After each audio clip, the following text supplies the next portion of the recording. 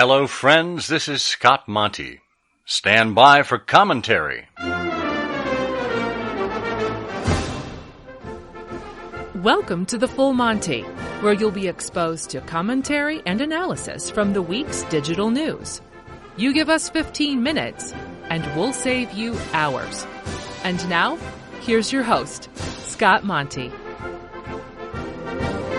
Hi, and welcome to the Full Monty, an audio companion to the newsletter of the same name. Each week, I pick a couple of the more pressing issues and inject insight, opinion, and wit into this 15-minute show that's sure to give you a better sense of what's affecting the industry. Maybe you'll agree, maybe you won't, but I hope it makes you think. This week, the ubiquitous camera and its role in your world, and making executives more digitally savvy. Topic 1. You see, but you do not observe. They say seeing is believing, and the number of photos and videos that are shared each day across multiple social networks number in the billions. Billions. And the subject of many of those still and moving images in recent weeks and recent months have been the victims of violence. Police shooting at suspects. Suspects shooting at police. The aftermath of terrorist acts.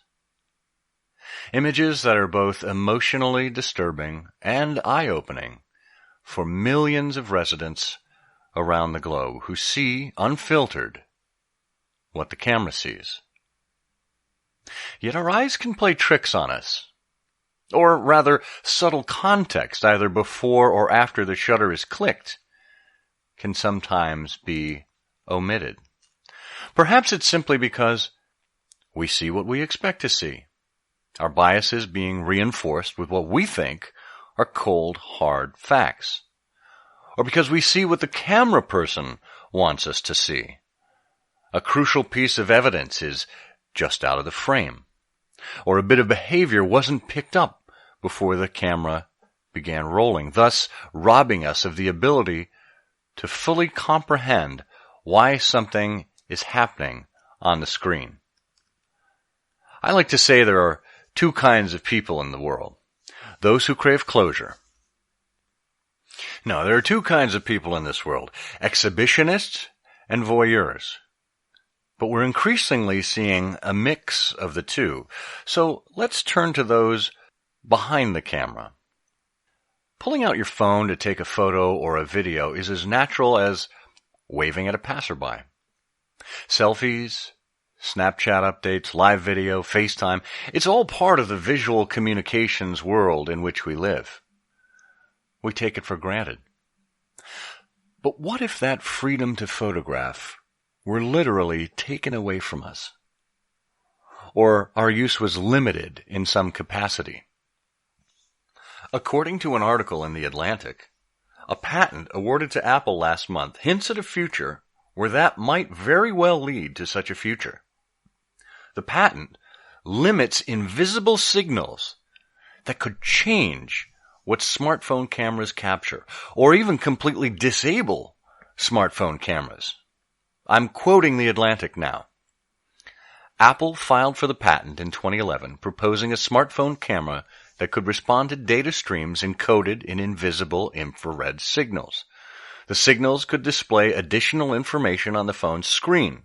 If a user points his or her camera at a museum exhibit, for example, a transmitter placed nearby could tell the phone to show information about the object in the viewfinder. End quote. Well, I'll add one more. At a musical concert, the singer's lyrics could be displayed on the screen for the hearing impaired. Both perfectly reasonable uses, museum, concert. A fine example of augmented reality being introduced in useful ways. But what about the museum curator or the musical entertainer who doesn't want their art being shared with the outside world? The same technology that invisibly enhances such experiences could also be used to disable the camera entirely. No doubt you've been at a concert where The smartphone is the new lighter. Fans wave their glowing screens in the air in a modern-day Freebird show of support for the band. But maybe you've been seated or forced to stand behind the concert goer who's holding their camera in the air to record the concert, thus blocking your view. You paid for an experience. Shouldn't you be able to enjoy it without interference? Technology to the rescue. But aside from the ethics and legalities of restricting camera use at events, can we stop and talk about living your life through a 4 or 5 inch screen? I understand the need to capture moments of beauty in nature or architecture. It's a marvelous thing to be able to catch a child's first steps and share that indelible memory with relatives living hundreds of miles away, or to thousands of strangers on some online platform, if you like. But how much else are you missing because you're constantly looking through a viewfinder? Quiet walks on the beach, a breathtaking sunset, standing amid trees as the wind slowly whooshes through the leaves. Past geniuses and creators, men and women who dug deep within themselves in the quiet moments of reflection, alone with themselves. These are the people who made the world a better place. They made it better because they came to understand the world around them, to understand themselves. Sherlock Holmes once scolded Dr. Watson for not knowing how many steps led up to their sitting room. "You see, but you do not observe," he told his biographer. What are we not observing by seeing the world through our smartphone lens? Something to consider. Get your trivia skills ready for the naked truth. And now this week's Naked Truth trivia question.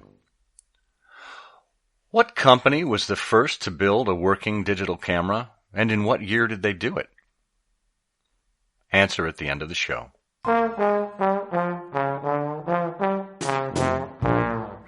And now, page 2. CEOs and the digital world. Is your CEO social?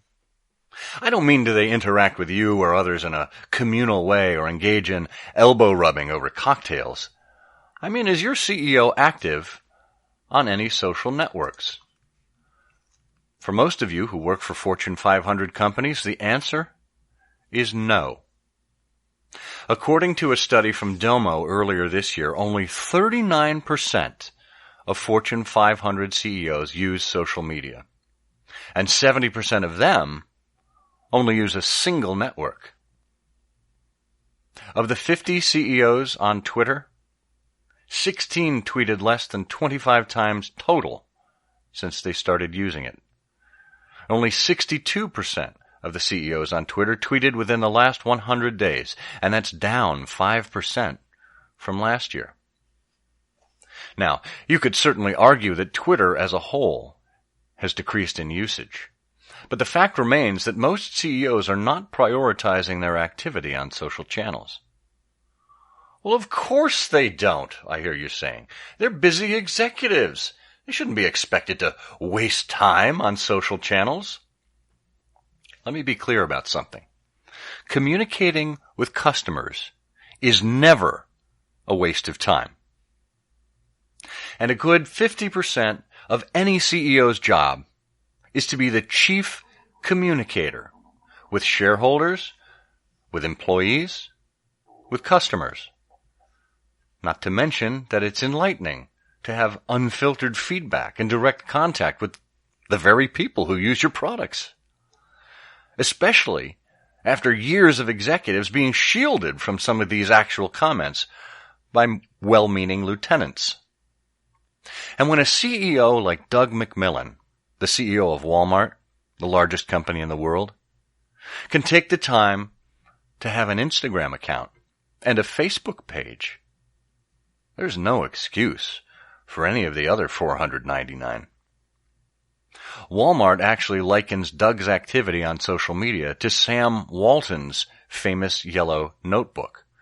The founder of Walmart used to visit stores all around the country, toting his yellow notebook wherever he went. And there, he'd document the things that employees and customers said to him, so he could bring the insights back to Bentonville to share with the rest of the executive team. That's exactly what Doug is doing with his social media efforts. There's another reason to be concerned with CEOs' lack of digital acuity. With digital disruption and digital transformation being on the tips of everyone's tongue, CEOs need to step up. Because the digital aspects of business transcend departments. More often than not, the CEO is or should be the one driving digital strategy. Doesn't it make sense that the CEO should have some understanding of the digital space? The CEO of Juniper Networks, Rami Rahim, said, "True innovation requires an understanding of the value that technology delivers. Now more than ever, savvy technology investments are vital to maintaining a business advantage. The C-suite doesn't need to code, but leading a company's strategy for growth requires a strong relationship between those who set the strategy and those who execute." End quote. So think about where your business is heading and who is making the key strategic decisions. This should inform the presence and activity of your executive team. Who knows? Maybe they'll develop their own digital yellow notebooks. And here's the answer to the trivia question. Kodak was the first company to build a working digital camera in 1975. An engineer named Stephen Sasson created a 3.6 kilogram device which stored images on cassette tape, had a 0.01 MP resolution, and took 23 seconds to expose each image. Also, be sure to check out other major stories from the July 25th edition of the newsletter, like these. The Financial Times is blocking ad blockers in a unique way. It's actually hiding certain words in its stories if you have your ad blocker turned on. Disruption is in the news. Unilever acquired upstart Dollar Shave Club for $1 billion in an effort to better compete against the likes of Procter & Gamble's Gillette brand. Be sure to check out the article, Dollar Shave Club and the Disruption of Everything. And finally, Dave Delaney lightens the mood and enlightens us with 50 life lessons from comedians in his takeaways from reading Judd Apatow's Sick in the Head, Conversations About Life and Comedy. Well, that's it for this week. With any luck, your brain's a bit bigger now. Thank you for making me a part of your week and for being exposed to the Full Monty. Until next time, I'm Scott Monty, and I'll see you on the Internet. Thanks for listening. Be sure to subscribe to the Full Monty newsletter and this program at fullmontyshow.com. 17. There were 17 steps leading up to the Baker Street flat in the Sherlock Holmes stories.